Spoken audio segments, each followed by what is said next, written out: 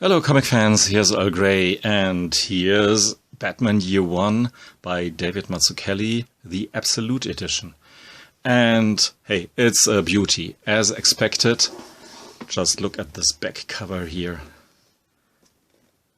Wonderful stuff. And of course, it's huge, as you expect these artist edition to be. All the art reproduced in their original size. So it's much bigger as comparison to the original comic book format in which Batman Year One, of course, came out back in the day. And it's even dwarfing the Absolute Edition format. But David Mazzucchelli had, from the get-go, in his head that this art has to function in a minimized size. So he simplified stuff whenever he can. As for an example, he did some whiteout above the leg because he trusted his wife, Richmond Lewis, with the color duties to do the rest. And when you and a lot of his introduction here, 2-page introduction, is spent about thinking about how important the color was, and that this book here actually just represents a skeleton of a comic. But what a skeleton it is! I mean, you get here a lot of preliminary sketches. By the way, you can really see on a lot of these drawings here that he had Gregory Peck in mind as a role model for Batman. I still don't know who's Julia or who's Janice, who are mentioned on the cover here. If you're in the know, please clue me in. So. And layouts for the story, and then we come to the real deal, and which is just the original art for the comic. Not too much, if any, pencil work to be seen, I have to say. But a lot of reworking, whiteout, glued in pieces and stuff like this. And to be honest with you, just to see, to witness, to experience the art here in this size is just a spectacle. And maybe we can compare it with the colored version. First time our Batman turns up here. Richmond Lewis really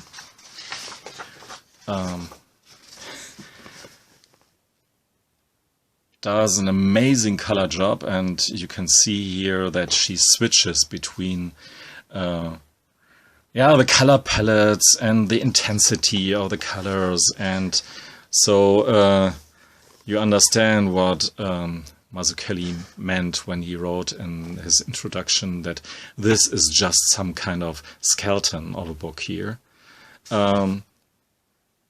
This is the last page of issue 2. Here you have the drawing by David Mazzucchelli, and over here the finished page with the coloring and all.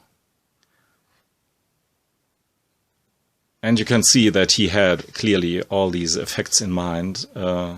Really helps when you live together with your colorist, then you are able to cooperate in this fashion. And this panel looks almost minimalistic. I mean, you get everything, that there's a building blown up, but here it's really happening, of course.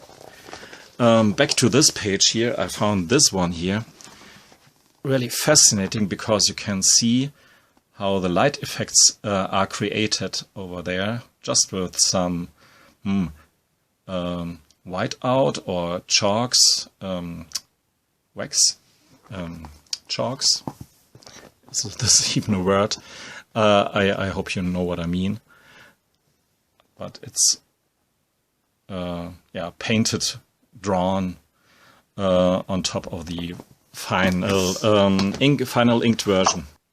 But a lot of these pages work in an amazing way, just in black and white. But I mean, the way he sets his black shapes and everything here. David Mazzucchelli used for Batman Year One deliberately a pen nib which couldn't do fine lines. It all came down to a line that was just that small that it was sure that it would be reproduced in the final comic book. No need to do wonderful fine lines if they can't be reprinted, if they don't show up in the final product. So he called this kind of line dump line.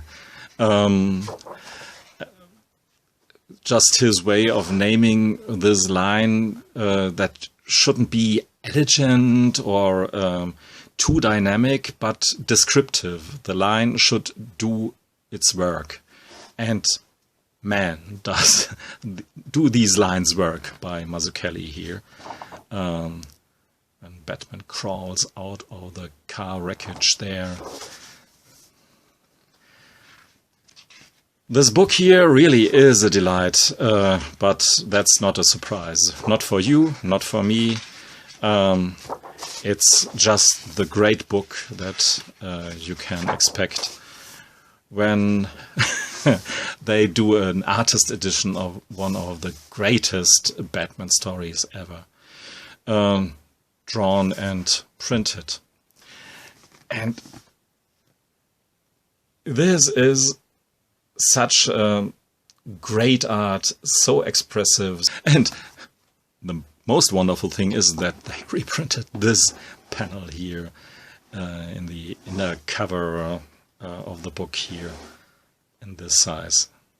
So really, Chip Kidd, who designed the book, where are the credits here?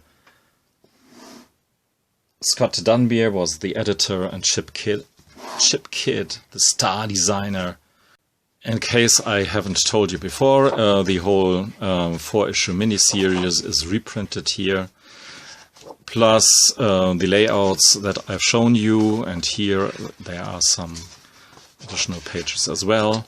So you have a lot of process work, cover sketches, glorious art to marvel at. But this book here is not only about the art, as gorgeous as the art is, but it's about the storytelling as well, because in this size you really can experience some of the choices Miller and Mazzucchelli made a lot directer, more obvious, I would say, perspectives, story beats, and whatnot. And yeah, maybe I just want to justify for myself to buy such a pretty expensive book, I have to admit. But so far I have no regrets about any of these artist editions, graffiti editions, whatever you want to call them. Not about one of them. They're all really just crown jewels in my collection here. By the way, this is somehow interesting.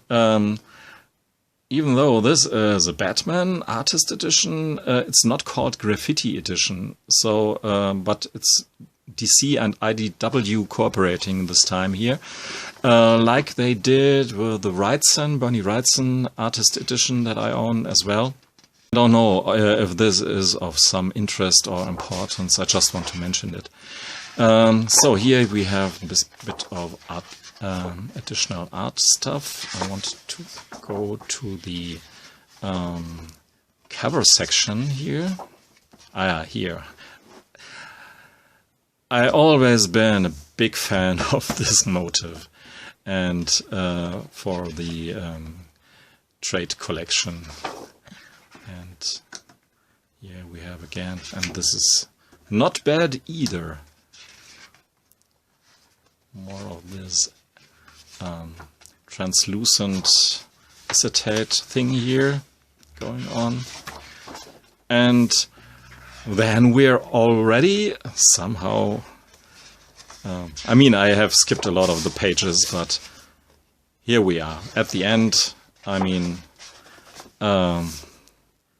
it's just a fantastic book, and I'm very glad that I took the opportunity to purchase it. Thanks for listening and watching. Goodbye.